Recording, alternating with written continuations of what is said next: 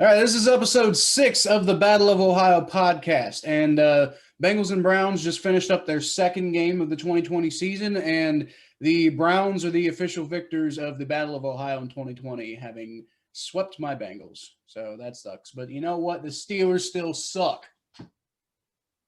Go Browns. Still suck. Welcome to the Battle of Ohio podcast, where we follow the revival of the historic rivalry between the Cincinnati Bengals and the Cleveland Browns. But I also got some if I'm being real, I'm drinking the hot tea because I'm a little hungover. So for those who don't know, Thomas actually was at the game yesterday between the Bengals and Browns, and I personally would have loved to go, but I couldn't afford the ticket. And even despite the result, I still would have loved to be there. But anyway, I'm drinking a Guinness today, mostly because that's about all I have left. By the way, I believe I incorrectly said in a previous episode that Guinness is a porter, and it's not. It's a stout. But I want to correct you, but I just kept my mouth closed. Okay. My thoughts on it notwithstanding, though, I am not the biggest fan of Guinness. I love it for cooking. I think it's got a really great flavor for cooking. For drinking, it, in my opinion, it's a little thick. I'm not a huge fan, but it's pretty much like one of the two last beers that I got. I really need to go to the store and pick up like a variety pack or something. But I got Guinness today, so. That's 2 straight milk stouts, man. You loving those milk stouts. You had the left hand milk stout. That's a great beer. And now you have Guinness. No, I know a lot of great beers for me keep on drinking Bud Light.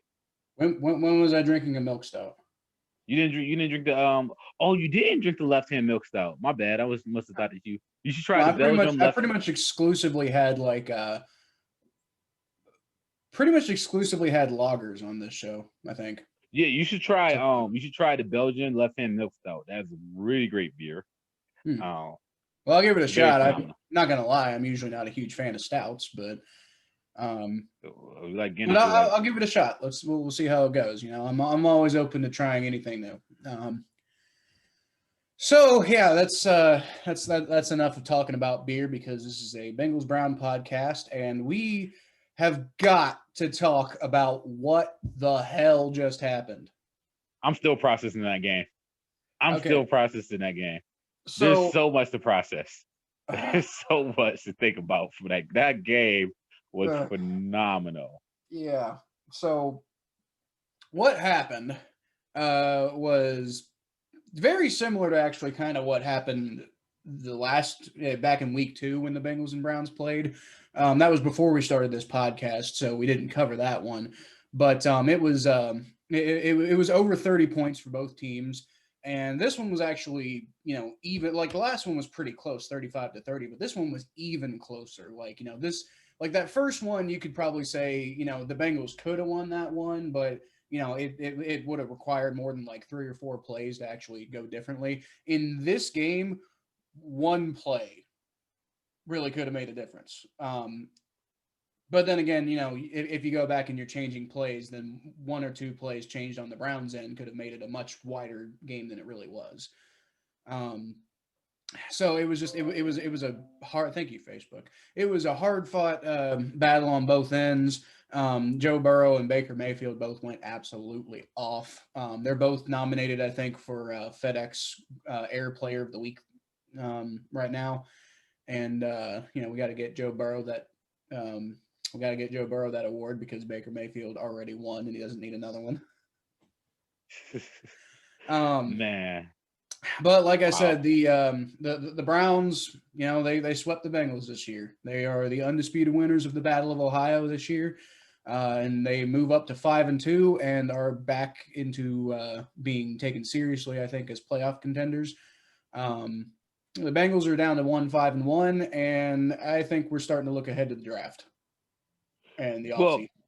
Yeah, well, for the Bengals, you're seeing growth from the Bengals. They're getting better every single game. And I'm not going to talk about the negative. I know that I think both sides want to rip their defense right now. So before we rip the defenses, let's talk about the phenomenal quarterback play. Yeah. I mean, Joe Burrow, 35 for 47 for 406 yards, 3 touchdowns as a rookie, and And a a rushing rushing touchdown, touchdown. Yeah. and a rushing touchdown for 4 total touchdowns. Baker Mayfield, 20 for 28, 297 yards, 5 touchdowns. They combined for 9 touchdowns that game. Yeah. The fourth quarter, there were 5 different touchdowns to change the lead. Well, You and know how it makes phenomenal that is? That's sense crazy. because historically the Bengals and Browns have had some of the highest scoring games of all time. Like back in like Exactly. 2004, I believe both Bengals and Browns games were like over 90 points combined. Um, But seeing a quarterback battle like that in person, I mean, seeing on TV probably, but seeing that quarterback battle, seeing those two go at each other was just phenomenal. Um, by the way, I want to say this, the Cincinnati folks, you guys are very kind. I might have been a little loud and ran buskers, but you guys were fun. You guys were a lot of fun. In fact, there was a couple in front of me. It was a one. The guy was a Browns fan. The woman was a Bengals fan, and my drunk ass yelled that the Browns are going to that Baker Mayfield is going to throw 4 touchdowns after after Odell Beckham's injury. And the woman in front of me, who was a Bengals fan, bet her husband that the Bengals defense would give up 4 touchdowns to Baker Mayfield. And she won $25 from her husband because of me. yeah. So, Miss, I hope you buy me a shot because I won you some money. But no, back to the stats of the game though. Like I've seen a lot of promising stuff from Cincinnati. Like I've seen a lot of promising. Like if you're a Bengals fan, you should not hang your head down low at all for this game because y'all have a phenomenal quarterback. Joe Burrow, man, like he was just throwing darts. It wasn't. I won't say that it was that Baker Mayfield outplayed Joe Burrow because he didn't. It's just that Baker just had the ball last. That's all it was who had the ball last, and Baker just happened to have the ball last. That was it. That was literally it. That game, there was a point where I don't think neither of them missed a pass for like a 10-minute stretch. Watching that game was just phenomenal. That's probably the best football game I've ever been to. That's one of the best quarterback battles that you're ever going to see. And I can't wait till next season to see these two quarterbacks go at each other again. Because man, there were some great throws that game. There were some really great throws that game, and you mentioned that Bengals fans, you appreciated that Bengals fans were cool with you and you had a good experience at the game. Like I said, I wish I could have been there, but I will say I want to give a little message to Bengals fans. I am feeling like. Personally, I know a lot of you are too. I'm feeling like ripping this team apart. But if I can just speak to Bengals fans personally for a second, like Thomas said, we've got. I know things don't look great right now, but we've got a bright future ahead. And it's not just Joe Burrow. Joe Burrow is playing really really well right now. He's gotten after one bad game against the Ravens, he's gotten back on track and he's right there in that offensive rookie of the year conversation with Justin Herbert right now. I believe he's got like 400 or 500 more yards on the season than Herbert right now. He's better than Herbert. Herbert has 2 more touchdown passes, so that's where the big difference is there. Although I think Herbert's thrown 1 more interception, if I believe. But point being, we've got some really good pieces. You can tell on the offense, the offensive line has been a little bit better, but they've still been shaky. But I mean, you've got, when Joe Mixon comes back, he's been having a really good year. AJ Green is finally looking like the AJ Green that we all know and love. You got T. Higgins emerging as, like the perfect complement with Joe Burrow as far as our draft class is considered. Tyler Boyd's playing well. Even Drew Sample looked really well, really good as a pass catcher. I mean, we've known that he's got, potential and stuff like that. It's just he hasn't really shown it, but he really, he was out there, he was catching balls, he was fighting for yards. He was, I think Drew Sample is, I think he's got good chemistry with Burrow. And I think that's going to be a big difference for his career going forward on the defense. Even AJ Green. I mean, even AJ Green. You know, we talked about. You know, we ripped AJ Green a couple times this podcast, but AJ Green looked good, man. Your receivers, the receivers for Cincinnati looked really good yesterday. Yeah. I'm sorry, continue. No, you're good. On the defense, we got guys like Carl Lawson is looking like a really good edge rusher. As little pass rush as the Bengals had this game, Carl Lawson I think got like 4 quarterback hits. You know, he actually made an impact. You've got DJ Reader was looking good before his injury, and he'll be coming back next year, and he's young. You've got Logan Wilson. We just drafted him. So far, he's looked pretty good. Jesse Bates, really young, maybe one of the best, if not the best safety in the NFL already. So it's like, we've got pieces there. And obviously on offense, we can compete with anybody. The defense needs to find more consistency, and the defense needs to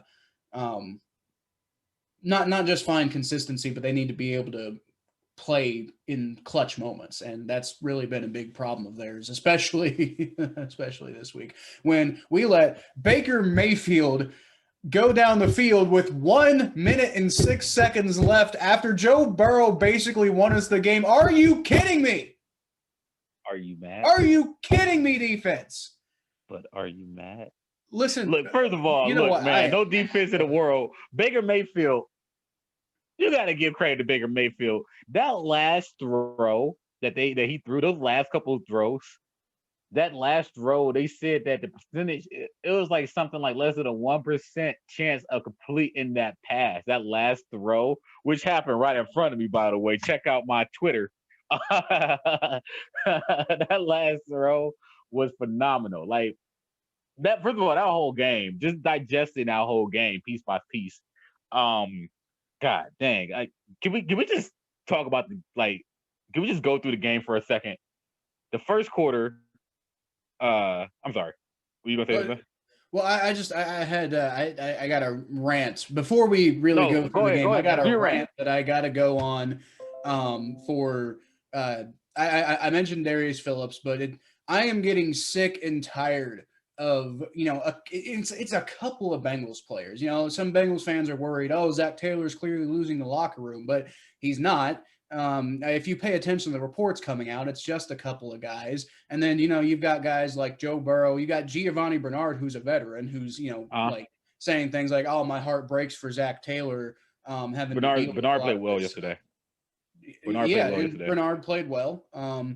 But like the vast majority of this team is bought in. But you got guys like Carlos Dunlap, who, oh my God, is just like, after that whole Instagram thing, man, I went on this podcast and I defended Carlos Dunlap because on his Instagram video, he basically said, hey guys, I'm employee 96 and I'm going to do what the Bengals need me to do. And I might not completely agree with their vision, but I'm just going to go out there and play hard when my number's called. And you know what he does? He does jack shit when we put him on the field. He hasn't been, he's a great player. Give him all the credit in the world for the way that he's played for this club for, years and years and years.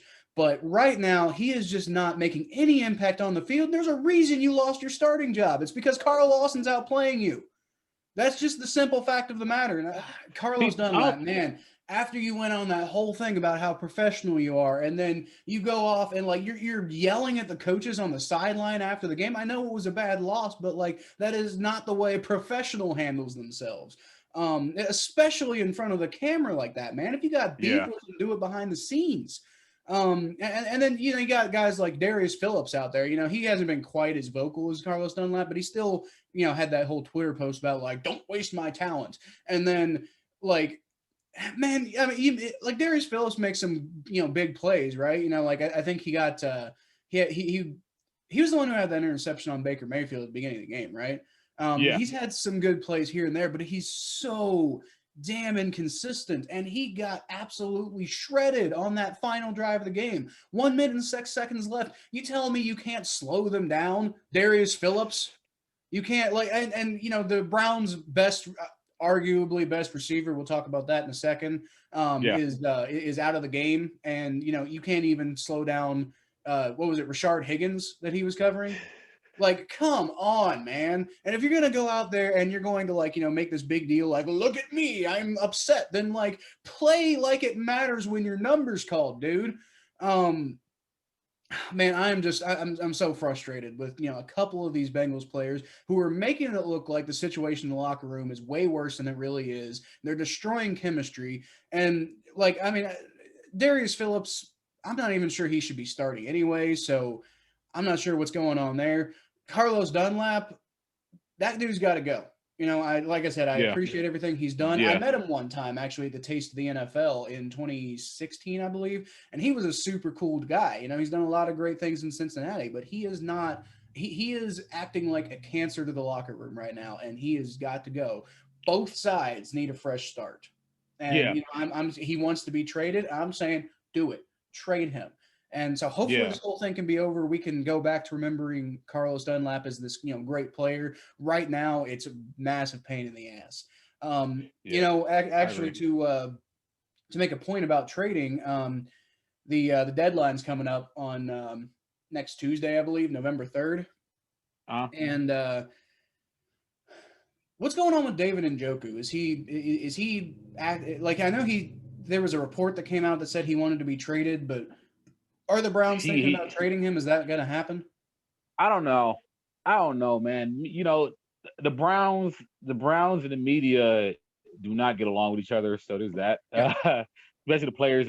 All the players think the media is out to get them automatically. So they're not gonna. So you're not gonna get a straight answer.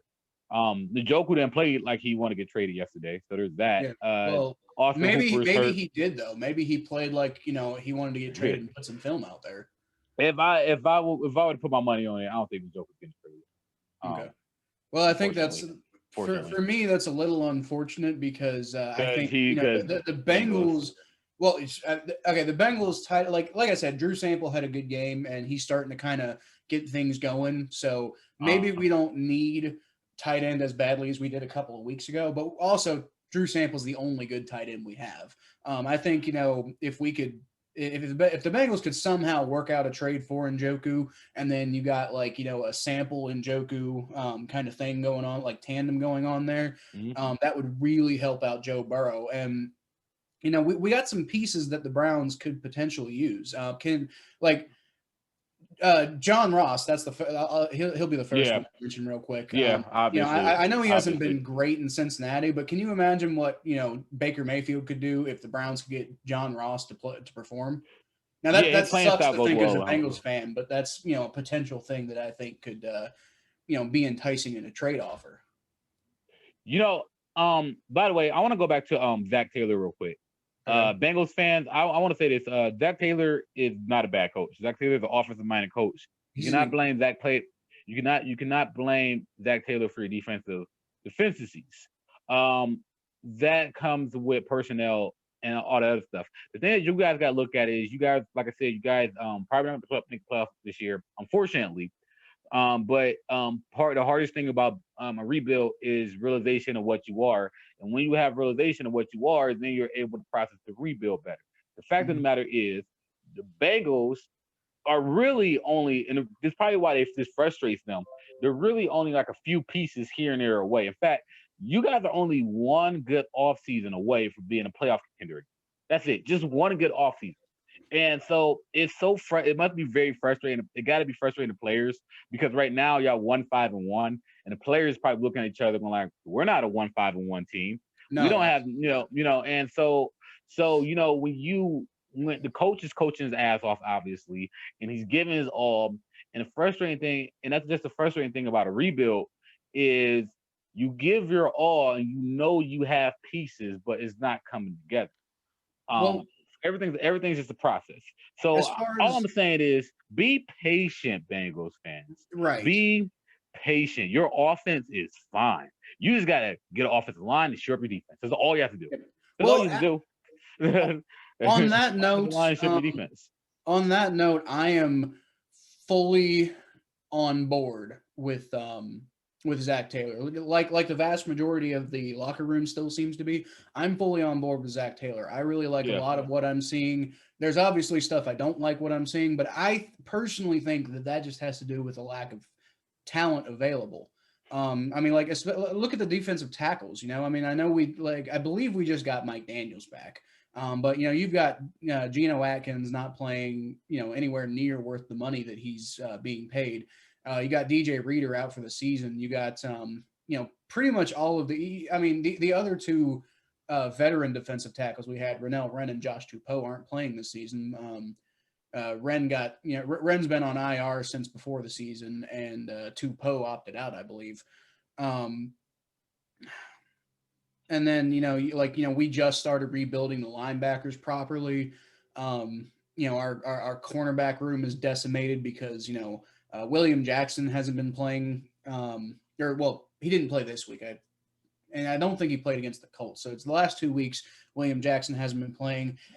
And the big cornerback free agent signing that we made, Trey Waynes, hasn't played yet this season. And I'm not hearing anything about when he's coming back either. So I'm wondering when the hell we're going to get Trey Waynes back. And hopefully have something going on with that locker room. But we got I trust a lot of. I like the coaching that I've seen from Zach Taylor. A lot of Bengals fans are going to think I'm crazy for saying that, but I think Zach Taylor has been putting out, pretty decent game plans. Not perfect, not every week, but for the most part, they've been good offensive game plans, good general game plans. I think the play calling has mostly been good. The decision making in the moment has mostly bbeen good. And you got to remember, he's learning along with the rest of this team. He is building himself into a coach while this team is this is an extremely young dude. It's going to take a second. But on top of that, the talent available, the fact that the coaching staff has been getting, basically almost winning just about every game with the talent available is, I think, kind of remarkable. I think with one thing that impressed me about the Bengals was the game a couple weeks ago against the Ravens where they held Lamar Jackson to pretty pedestrian stats. I still reference that game. And the only problem was the Ravens defense clamped down on Joe Burrow. And Joe Burrow's offensive line got totally destroyed. But you see, the nice thing. No, go ahead. No, I was gonna say Joe Burrow, and also guys, don't freak out on Joe Burrow too, because Joe Burrow's gonna go through his lumps too. Yeah. Joe Burrow's gonna go through a lot of lumps. Get ready for that because he's still that and the nice thing about Joe Burrow is he doesn't seem to care. He cares, but he doesn't internalize it when he makes a mistake. He just it does bother him, but the way it bothers him is he's it makes him determined to fix it. He's not the type. He's not like Andy Dalton when when Andy Dalton made a mistake, it just affected him for the rest of the game and a couple of weeks going forward. It took him forever to get over stuff. Joe Burrow is the opposite. He doesn't necessarily completely get over it, but his version. Joe Burrow, one thing that he has that a lot of Browns players that don't have is that he's very mentally tough. He don't get any of his emotions. He's very even keel. So very similar to what Nick Chubb is. He comes in every game. He completely forget everything that happened last game. He comes in with a new game with a new response. He's probably gonna come back next week. Who y'all play next week? Titans. Oh yeah, good luck with that. But he comes in every single game. With a new focus. Y'all got 2 tough games coming up, and then y'all got 2 tough games coming up, and then after that, you guys have a lot of easy games coming up. So let's see how Joe Burrow fares against the Titans and the Steelers, and then after the Washington football team, the Giants, the Miami Dolphins, and the Dallas Cowboys. I want to see Joe Burrow start to build his confidence against those worst teams. And also, I think he's going to beat Baker Mayfield's record. I think that touchdown record is all Joe Burrow's. He's going to beat 27 touchdowns. Yes, he is. He's going to beat that. How many touchdowns does he have now? Let's see. Oh, I already know this because I saw a stat earlier. Joe Burrow, I think, has 12 touchdown passes on the season. And what did you say Baker Mayfield threw? He threw 27. He's at 9. He's at 12 total, but 9 Okay, touchdowns passing. so who Burrow's at 9? Yes, he has three. He had 3 rushing touchdowns. He had 3 rushing touchdowns and 9 throwing touchdowns.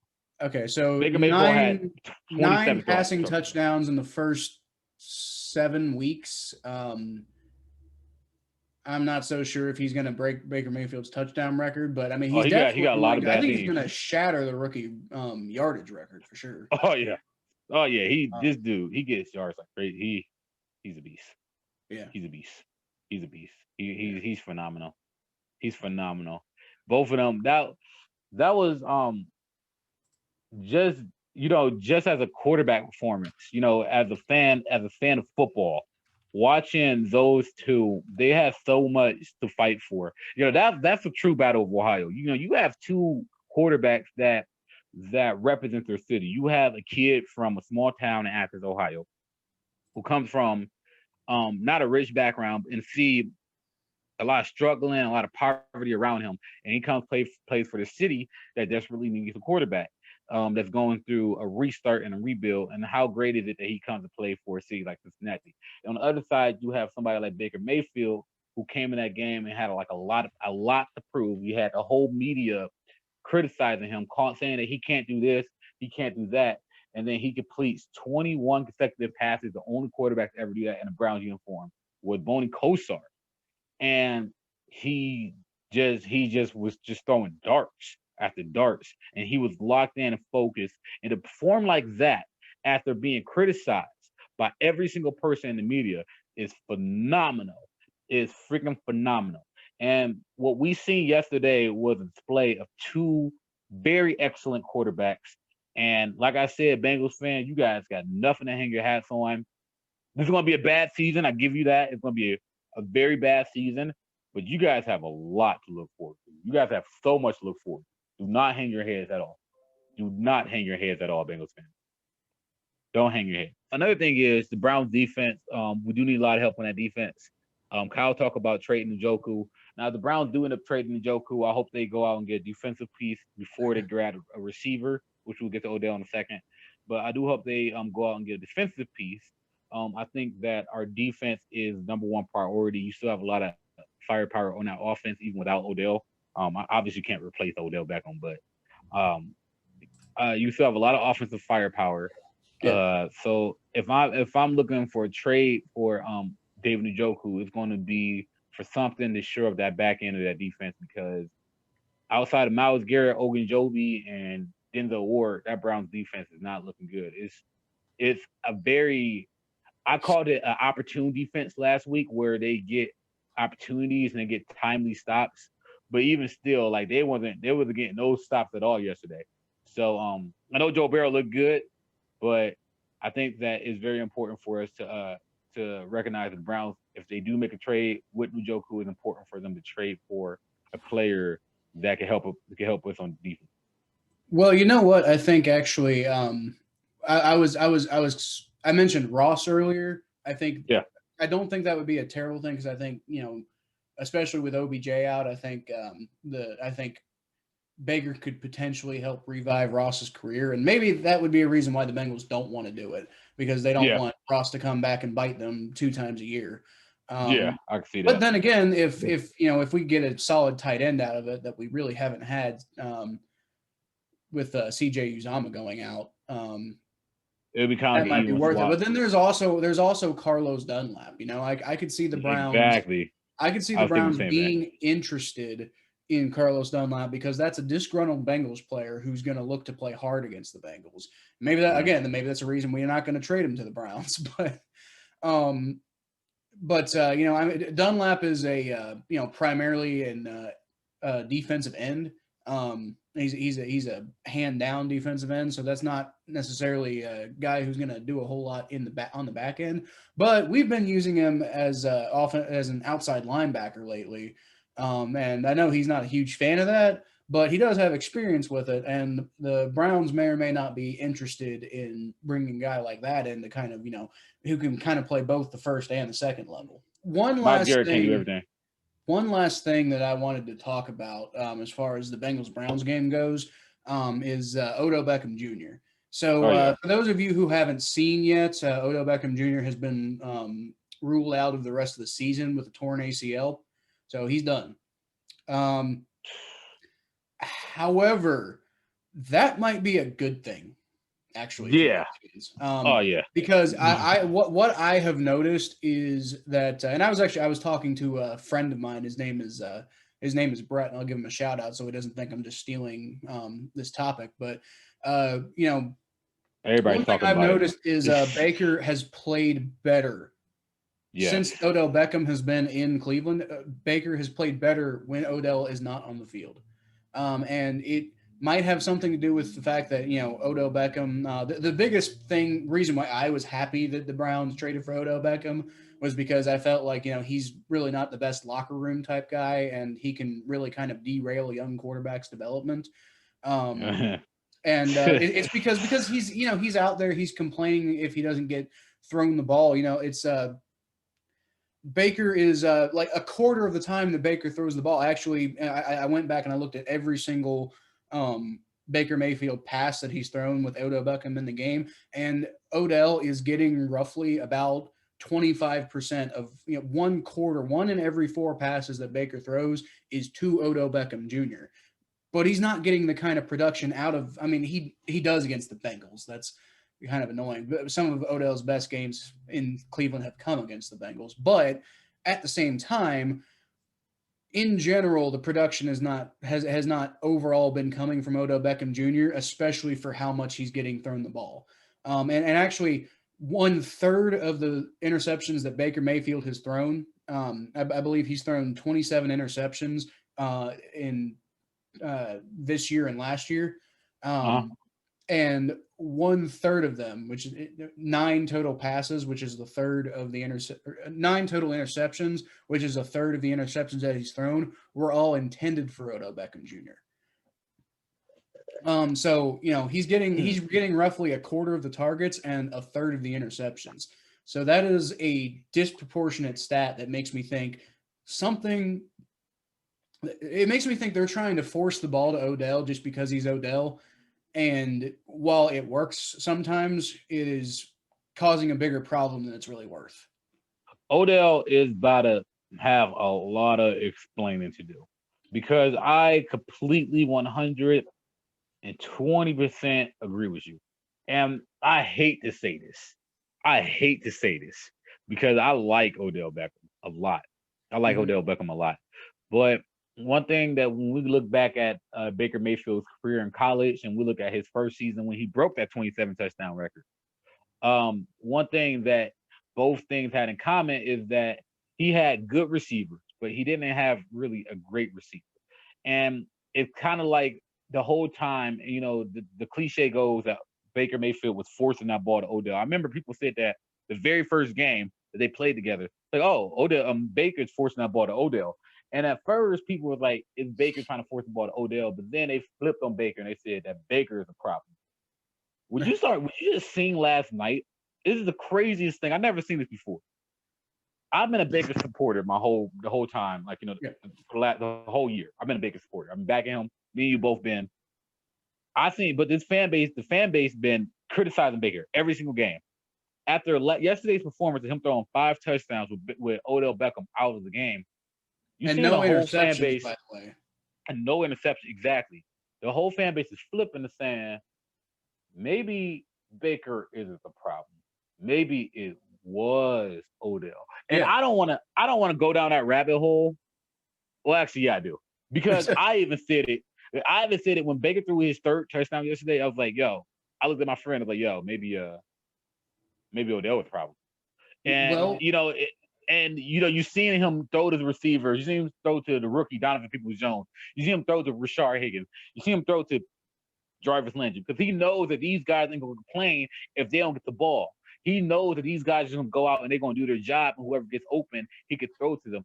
And he's not becoming a one-dimensional quarterback anymore. He's not looking at one read. He's looking everywhere, and he's locked in, and he's making throws that he feels comfortable in throwing. He's making throws that he says, "This is my signature Baker Mayfield throw," and it's not. And when you watch Odell, even when you watch the interception play, you see Odell running. He never turned back to look at that ball. He never turned back and tried to make a play at the ball. He just let your cornerback intercept it. So many of those interceptions is Odell and Baker not being on the same rhythm with each other. So I'm not saying that Odell's a problem because he's a bad teammate, but I honestly think that there's a possibility that there might be the idea that quarterbacks don't play well with certain receivers. Maybe their game do not match up well with each other. Maybe Baker Mayfield is looking for more receivers that are their game is to just get open and catch the ball, not receivers who are trying to get the ball and explode for long plays. Maybe that's why, or maybe it's the style. Maybe it's style play. Maybe they don't just match. Well, I think I don't know. if I had to bet, I think the problem is that Odell Beckham, his big thing is making big crazy. He actually kind of reminds me a lot of AJ Green in this way. His big thing Yeah. is making these really impressive contested catches. Like he had the one hander in New York. He's had some similar catches in Cleveland. His whole thing, his claim to fame as one of the best receivers in the NFL, or at least one of the most talented now that he hasn't been as productive in Cleveland. Uh, His claim to fame is really just, if you throw me the ball, I'm going to come up with it. yeah. And that gets you in trouble a lot because, like Eli Manning was throwing a ton of interceptions near the end of his Yeah. career in New York. And I haven't gone and done the numbers, so I'm not saying that was necessarily Odell's fault, but it kind of came around the same time that Odell showed up. And, Yeah. there's a reason why the Giants wanted to get rid of him. They didn't want to ruin Daniel Jones. Yeah. I'm not saying that's definitely the reason, but it makes sense to me. It seems like Odell Beckham Jr. might not be worth all the hype that he gets to me. And full I hope the guy is fine. I don't want the man to lose his career over an injury. I don't wish any ill on the man. And even as a Bengals fan, I don't I don't want him to I don't wish injury upon anybody. But I think the Browns not having Odell Beckham Jr. in the lineup might be you guys might see a Baker Mayfield renaissance Yeah. without Odell Beckham Jr. in the lineup. And then there's going to be a lot of questions for the Browns to answer about OBJ in the offseason. Yeah. I agree. I But agree. I think that kid Donovan Peoples-Jones is gonna explode too. oh man, But I was really high on Donovan Peoples-Jones, at least oh yeah. in comparison to other people coming out of the draft. And when I saw he went to Cleveland, I'm like, damn it. His that kid. Sorry, that kid is athletic. He's a playmaker. He can make things happen. And him and Rashard Higgins, and like I'm saying, man, maybe John Ross. Call up the Bengals. We're trying to get rid of him, and we could use a tight end. That's all I'm saying. We could use a lot of things. Honestly, our biggest problem's on defense and on offensive line. But we're coming up on arguably the best, in my opinion, the best offensive line class we've seen in a long time. Yep. We got guys like, ones. even if the Bengals, they're looking like they might be right now, but even if the Bengals aren't in position to draft Penei Sewell, there's Alex Leatherwood, there's Ben Cleveland from Georgia. Yeah. I feel like actually if we could get Leatherwood in the first round and maybe Ben Cleveland in one of the later rounds, we could shore up both right tackle, and we could shore up right guard. Yeah. And then our biggest problem at that point is Michael Jordan going to develop at left guard, and I think that takes a lot of pressure off his shoulder because he's not. He's not trying to play well despite the entire right side of the line not playing well. But anyway, I think we pretty much covered everything that we needed to cover as far as the Bengals and Browns. The 95th Battle of Ohio. That what a game! What a game! What a What game! a game! What But a game! I just got let's what go a good ahead game. and let's go ahead and talk about these predictions that we made last week. Or well, last episode. Yeah. As far as last week is considered, as you all may recall, I got absolutely decimated as far as predictions. I did much better this week. Yeah, I you got did. I got 8 games right. Thomas got 9 games right. And I think really the biggest difference there being that I picked the Bengals to win, Thomas picked the Browns to win, and Yep, pretty much. so that's pretty much what the difference between us is this week. But Thomas moving to 18-9 on predictions on the year, and I'm moving up to 13-4. So at least the gap didn't get significantly widened this week. Now, I mean, it's kind of unfair when we pick our own teams because obviously we won't be biased on our own teams, but Yeah, but we gotta do that. And yeah, I have picked the Bengals both the last 2 weeks, but it's because I thought that the Bengals genuinely had a chance to win those games. don't worry, I'm not the Browns gonna lose again. I'm not gonna commit anything to the predictions in the upcoming episode, but I will say the Bengals are playing the Titans this week, and I'm not sure if I'm going to pick the Bengals for that game. But we'll see. I'm not sure. Maybe Like my mind will Browns change by either. Thursday. Yeah, we'll see. So We'll see. basically, what happened is, by the way, we still have the Rams and Bears to play this week because we're recording this at 1:30 p.m. on Monday. So we still have the Monday night game left to play. But me and Thomas both picked the Rams to win that game. So it's not going to make that much of a difference. Like if the Bears win, then me and Thomas both get a loss. If the Rams win, then me and Thomas both get a win. So that one's not going to make that much of a difference to the actual score. But anyway, as far as incorrect games, obviously I picked the Bengals to win, and I was wrong. I just like last week, I don't think I was crazy to pick the Bengals to win because they came very close. But maybe I should stop expecting the Bengals to learn to put games away until they actually do it. I don't know. Me and Thomas disagreed on the Patriots 49ers game, and he was correct about that one. I was incorrect about that one. Cam Newton does not look good. Oh, Cam was not good. The whole Patriots team was not good. I'm starting to wonder. I think it's starting to become obvious who was. I'm not saying Bill Belichick is a bad coach by any stretch of the imagination. He's probably one of the greatest coaches of all time. But I think losing Tom Brady was more of a hit to him than you might otherwise think, because Tom Brady's been tearing it up in Tampa Bay. So I don't know. I'm not saying all of the championships were because of Tom Brady, but I am saying that all those championships might not have come without Tom Brady. So the other game that I got wrong that Thomas got right was the Panthers Saints game. I said it on the last podcast. Maybe I should stop picking the Panthers because I keep picking them and they keep not winning. But then when I pick against them, they do win. So I don't even know what to do with the Panthers anymore at this point. But Thomas got that right. Saints won. They look good. I mean, they weren't. Yeah, they did look pretty good. They're a good team. They're a good team. They're a good team. Don't sleep on the Panthers. Moving on to games that we both got wrong. We both thought the Eagles were going to beat the Giants, and they almost did. But Carson Wentz is trash. The whole game was trash. That whole game was trash. Actually, I am wrong. Sorry. The Eagles did win. Carson Wentz is still trash. But Daniel Jones could not get it done and fell just tripped over his own feet in the middle of what could have been a huge touchdown run. But then again, I believe I don't think that you could call that the difference in the game because I believe the Giants ended up scoring on that drive anyway. So, whatever.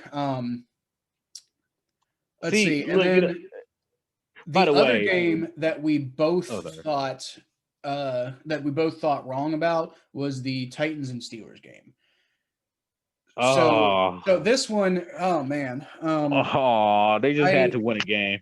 They just had to win again. The Steelers are the last undefeated. You know what? We'll talk about this later because we're going to talk about the AFC North recap at the end. But man, the Titans almost pulled off that comeback, but the Steelers pulled it out, and got to give credit to them.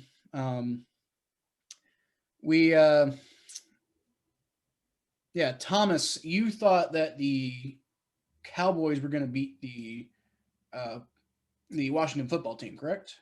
Yep, sure That did. did not happen, and Yeah, they got I smoked. would say I'm wearing his. My wife actually just bought me this shirt. You know, my boy Andy Dalton. I love him. I love you, but he does not he does not perform well when you hope he performs well. He's actually kind of infuriating in that way, and that was not the problem this week because dirty ass John Bostic just for no reason, dude's on the ground, and John Bostic's like, "Let me hit your helmet with my helmet," and gives Andy Dalton a concussion. Like, I mean, and this is shit that has been happening, with players on the Steelers. Now he's not on the Steelers anymore. He's with Washington, obviously, but Yeah. he came from the Steelers. And Yep. this is stuff that Dirty has been ass team. happening with the Steelers for so many years, and they keep getting away with it. I don't Yeah. understand. Bostic, and again, He I didn't get know suspended either. he's with Washington now, but Bostic didn't even get ejected for that. Are you kidding me? Yeah. That He was didn't get clear suspended. targeting. He was clearly, and these are the kind of players that the Steelers typically employ. I don't understand how they constantly get away with it. Yeah. But you know what? Yeah. Point being, I thought that the Washington football team would win. I did not necessarily think it would be because Andy Dalton got a concussion and went out of the game. But that is what happened. So I get I got the dub on that, and you get the L on that. But well, the season's also not completely over for the season isn't completely over for the Dallas Cowboys, I think unbelievably. so. Well, you know what? Actually, no, because that third string quarterback. Yeah. Well, yeah, but Dalton's going to come back. Well, yeah, but it's not like it's not like a torn ACL. I know he will come back, but I want to see what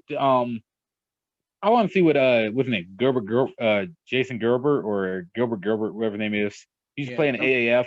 The Browns had him, and the Cowboys picked him up, and he was the MVP of the AAF. That boy can play, man. He got some potential. I want to see what he does. What happens. We'll see what happens. Watch out for him. I want to see what happens. I'm not saying he's going to be the next great or anything, but you never know. It's football. The final game that we predicted of the week that I got right and you got wrong was the Seattle Seahawks versus Arizona Cardinals on Monday night. And it was looking for a little while like you were going to get that one right because the Seahawks were killing them. But Kyler Murray just, turned into what a lot of people expected out of Kyler Murray and led the Cardinals to a comeback overtime win over the Seattle Seahawks. And did you watch that game, Thomas? I watched the very beginning. I didn't watch the end, ironically, but I did end up seeing it. I ended up seeing what happened, and I must say, Kyler Murray, I'm very impressed, and I take back every bad thing I said about you. Well, one thing that I want to ask, because this question is going to get asked a whole lot because they ended up winning, but Cliff Kingsbury, what the hell were you thinking? Going for a field goal on second down and just basically showing absolutely no confidence in your offense to not turn the ball over for 2 downs. And then you get made to look like an idiot because the kicker totally whiffs on, what was it, like a 41-yard field goal or something like that. Yeah. And, and on second down, and you got plenty of time left in the game. Like, how did you think that made any sense as a decision? And I guess it worked out. They won. The Cardinals defense managed to stop the Seahawks offense, which was, I was not going to bank on that. Pretty much the second that they missed that field goal, I'm like, well, the Seahawks won. Because they got Russell Wilson on the other side, but give credit to not just the Cardinals defense, but the number 6 overall pick, I believe it was, Isaiah Simmons, the safety linebacker hybrid of the Cardinals, who actually, if the Bengals weren't picking a quarterback this year, that would have been the guy who I would have picked number 1 overall for the Bengals, because that dude is special and has special talent. He picked off Russell Wilson at the very end of the game and set up the Cardinals to be in position to get that game-winning field goal. So like I said, he's not going to get a lot of crap for it because they won anyway, and like people tend to not ask those kind of questions when the team wins. But if they had lost, he was about to get lambasted for that decision, and I don't understand. But hey, real quick, I gotta go to the bathroom. All right, cool. When I come I'm right back, here. right when I come back, we'll talk about the Steelers and Ravens. Heard. What's going on with the I'm rest so of the ready to AFC talk about the Steelers and Ravens. Oh yeah. So one sec.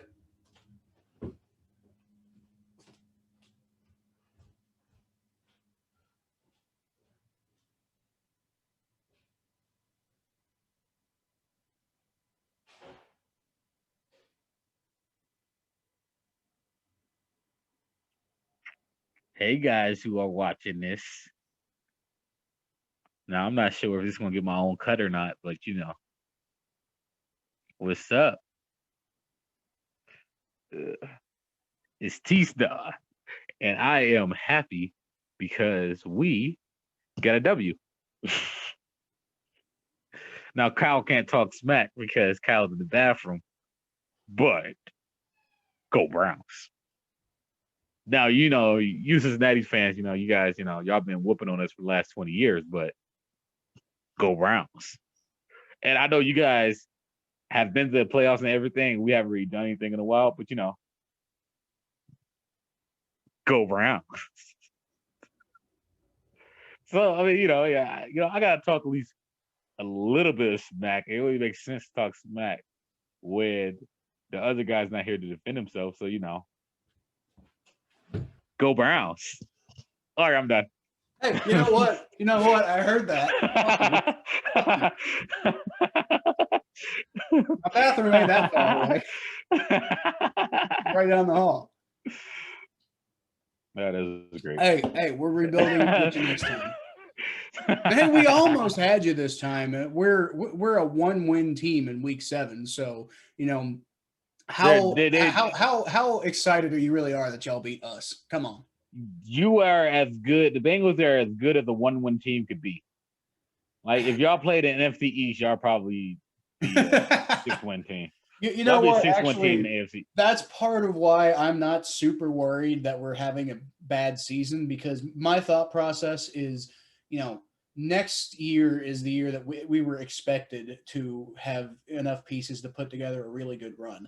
And part of that, what that's going to require is Zach Taylor kind of proving that he can coach. But what helps a lot is, winning, obviously. And then after we got the Tennessee Titans coming up, right? And what's our schedule after that? Pittsburgh. Yeah. Okay. So the next two games are painful. The next two games are gonna suck. I'm sorry, Bengals fans. I may change my mind by the time the week comes around, but I personally just do not see getting a win against Tennessee or in Pittsburgh. If we do, maybe we could. I'm not saying we couldn't, but I'm not gonna predict it. But then after that, I'm actually gonna rebuttal that point. I'm not saying y'all gonna win or not, but y'all might get an upset. I can see y'all getting an upset. I can see y'all getting an upset. We're scrappy. We have the ability. Look. Those I'm not gonna pick it. Those passes that Joe Burrow completed against anybody. He's only gonna get better. He's only gonna get better. Just saying. So I'm gonna go ahead, but I do agree. And when we play the Steelers on Monday night in Week 15, maybe we've put it together a little bit of momentum and can get an upset. Then I don't see it happening in Pittsburgh. Right after the bye week. Personally, I just think that you guys. I still think the Bengals are must-see TV. Yeah. So I cannot take my eyes off of Burrow. Continue. Yeah, I love it. I do. But after Pittsburgh, we got Washington, New York, Miami, Dallas. That Pittsburgh game that I think we actually have a chance in, Houston, and then we finish out the season against Baltimore, which we won't talk about that one right now. But okay, so that's 6 games in a row that I think are all mostly going to be very, very winnable and mostly relatively easy games. Um, and then Pittsburgh. But like I said, I think we have a chance to, pull something out there. So if we go on the kind of run that I think we can go on at the end of the year, beating cupcake teams, in fairness, Get that then confidence up. Do what? Beat those cupcake teams. Get that confidence up. You get that Yeah, quarterback exactly. confidence And up. then like that plus the potential off season we can have with a good draft and maybe a couple more free agents and a lot of guys coming back from injury. I don't know. I think the Bengals they got to get some wins. They have got to get some wins because that's really going to be the key. But if they can get some wins near here at the end of the season, then I think we're setting up something potentially special for 2021. Yeah. But I think you're right. This year is very clearly a rebuilding year, and it's pretty much like I'm done expecting the playoff, or I'm not even expecting. I'm done talking about the playoffs at this point from the Bengals perspective because I don't think it ain't happening this year at this point. And the we Bengals had the potential, but we lost too many of these close games in the first half of the year, so it just ain't happening. So the Bengals are 1-5-1 right now. So if they finish with 6 wins or 7 wins, would you said that there's 5 more winnable games in the schedule? There is. Let's see. If you count the Pittsburgh game on Monday night, I would say there is 6 winnable games. 6 very winnable games. So according to you, there's a chance that you guys could finish 7, 8, and 1. Would you consider that a failure season with second-year head coach and rookie quarterback? I would have considered that a potentially disappointing season if we had done well at the beginning of the year and then just kind of not done so well at the end of the year. But if we go the opposite direction, if we were to end up 7, 8, and 1 at the end of this year, I would be so hyped for next year. Like, I mean, we're talking exactly. We're talking about this podcast would be fun to watch if you're a Bengals fan. If we exactly run at the end of the year. Well, think about this way though, right? Thinking about this way, right?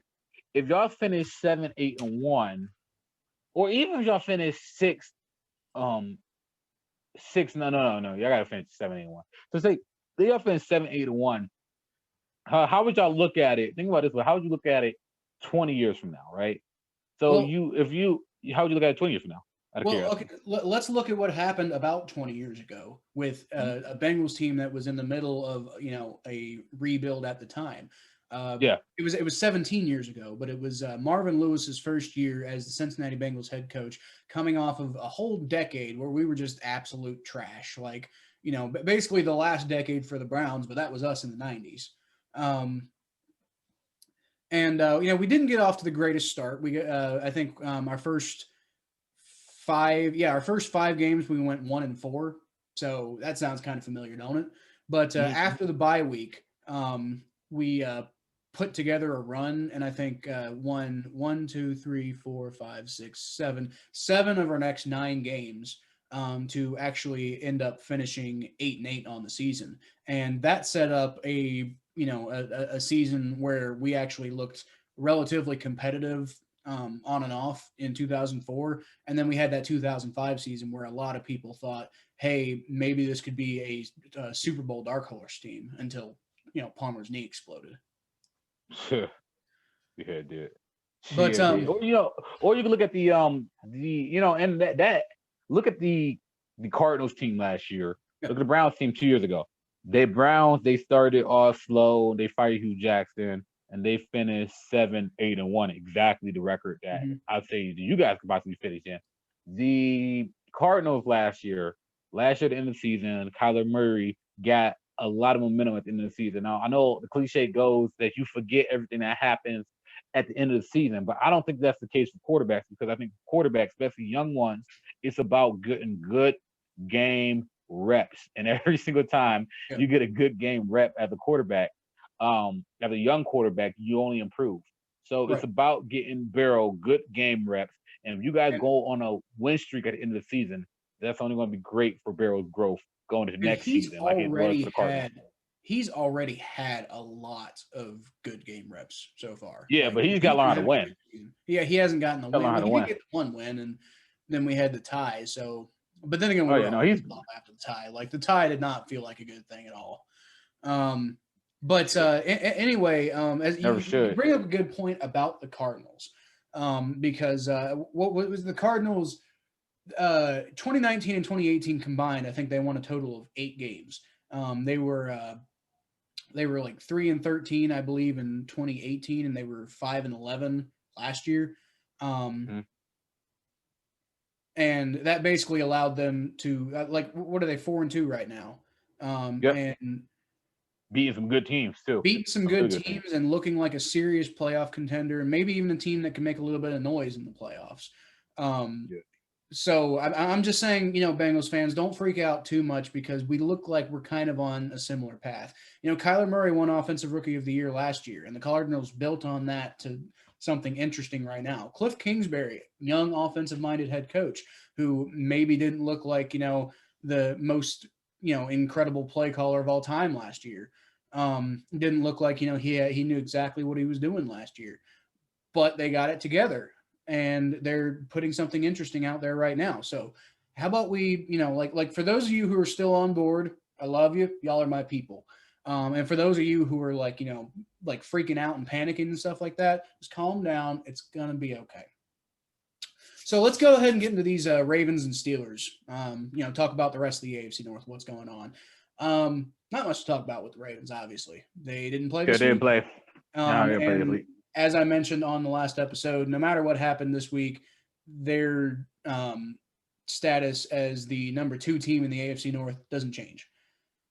And actually, their ability to get to the number 1 team in the AFC North this upcoming week doesn't change because they play the Steelers this week. And if they win that game, then the Ravens have the same record as the Steelers. Plus and the Browns only a game back. Yeah. Yeah. So, the Browns are only a game back too. But I think the important thing to highlight this week is the Pittsburgh Steelers. Yeah. Now, okay, so I will not apologize for disparaging the Pittsburgh Steelers because fuck the Steelers. But I will admit that I have not been taking them as seriously as I probably should because, like I've said many times before, I did not feel that their schedule. I felt like their undefeated record was maybe not the most the realest undefeated record I've ever seen of all time. They played a bunch of easier teams early on. And then, they decimated the Browns, which was the first like, oh man, maybe they are for real. And then, they played really well against the Titans this week.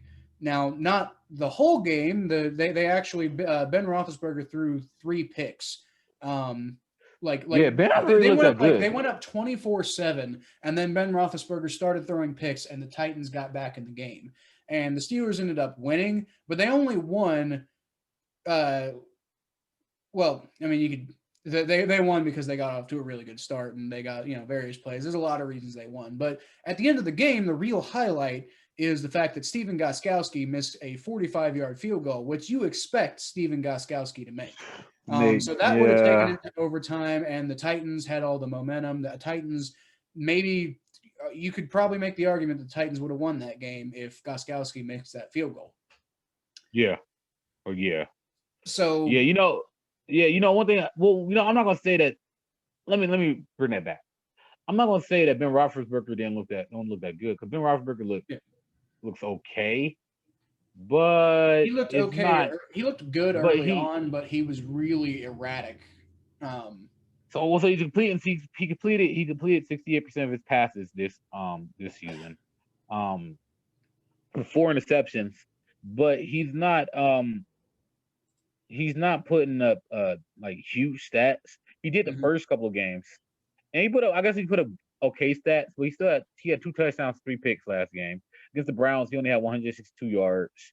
And it just feels like he when he plays against some of the better teams, it feels like, I'm not gonna say he looks, I guess every player's stats go down when they play better teams, but there's moments where you're like, oh, he looks old.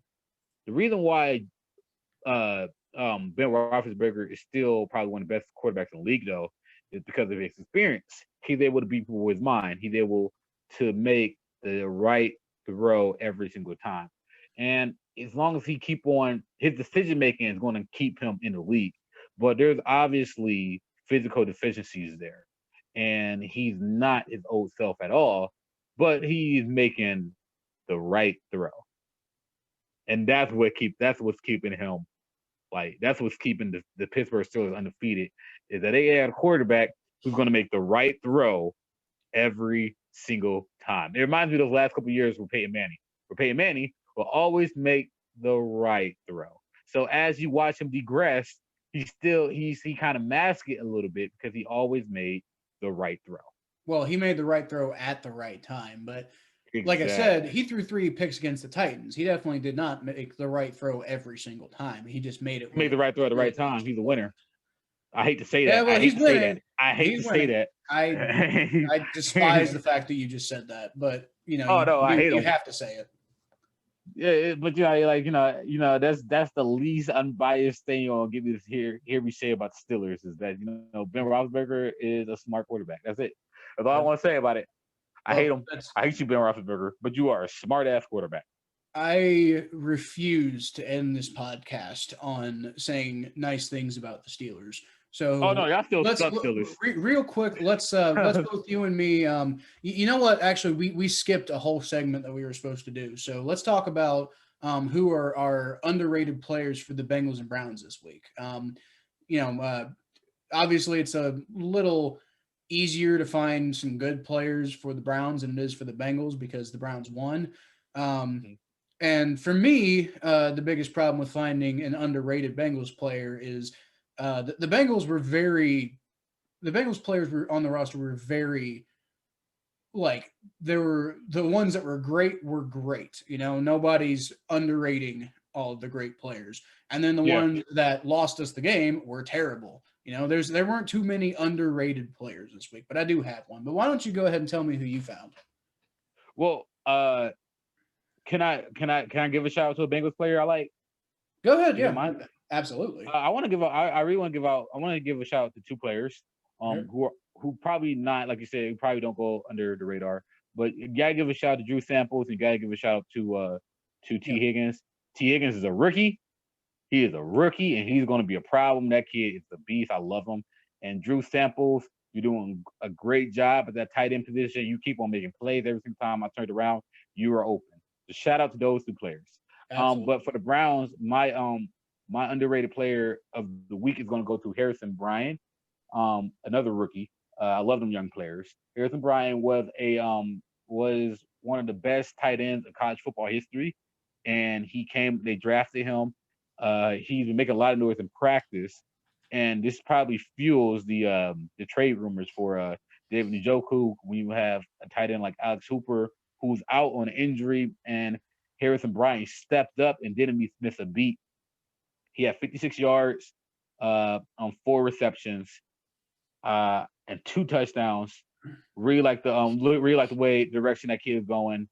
Very exciting. Harrison Bryant, shout out to you. Yeah.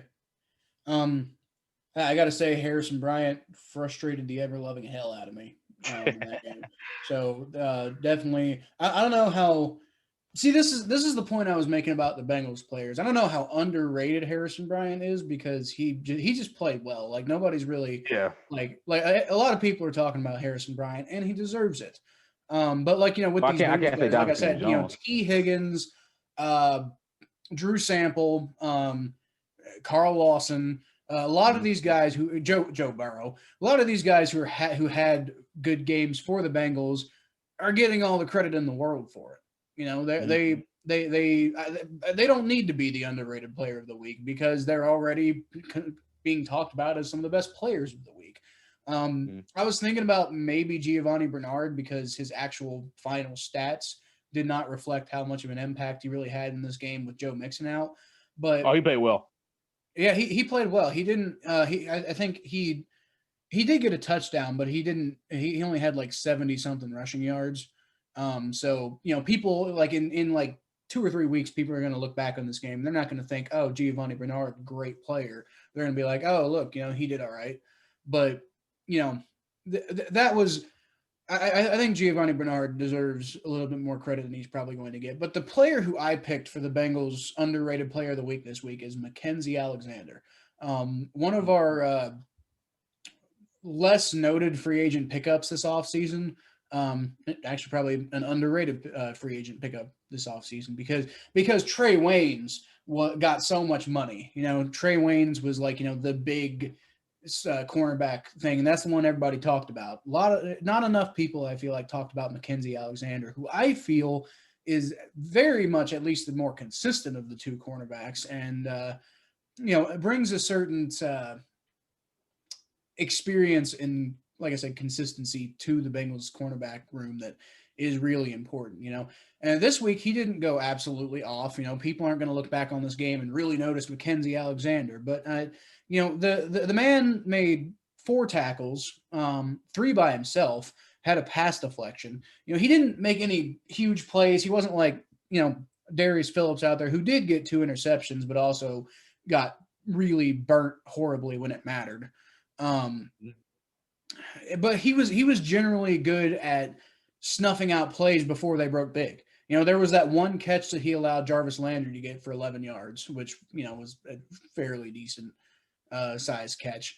And that set up a touchdown in the second quarter. So that was not the best play out of Mackenzie Alexander. But that's the one that most people are probably going to remember. But other than that, he never allowed more than 4 yards on a pass or run that he was able to make a tackle on, that he was covering. Mm-hmm. Everything else was just, Mackenzie Alexander was there. He was making plays, and the Bengals defense did not perform well this week, for the most part. But I feel like Mackenzie Alexander gave them some, decent opportunities to kill the momentum on drives. And it never really ended up panning out because, he didn't really get helped out a whole lot by most of the rest of the defense. But like I said, I think Mackenzie Alexander deserves a shout out for the way he performed this week. Heard. Can I talk about just like general football news for a second? NFL news that may or may not regret. By the way, guys, we are still living in a pandemic. Yeah. A very well pandemic. And there's moments, we're hoping the NFL completes the season, obviously, when the NFL completes the season. I'm still going to games. I'm looking at this Raquel Armstead story. Have you heard anything about this yet? No. Who is that? He's a running back for the Jaguars. Now, the reports are saying, now you guys say what y'all want about the media. The reports are saying that he's going to be out for the rest of the season. That there's a chance that he's going to miss the rest of the season battling COVID. This is starting running back for the Jaguars. I know Jaguars aren't good, but this is just something to keep an eye on. Just something to keep an eye on. That's where we're going to end it today.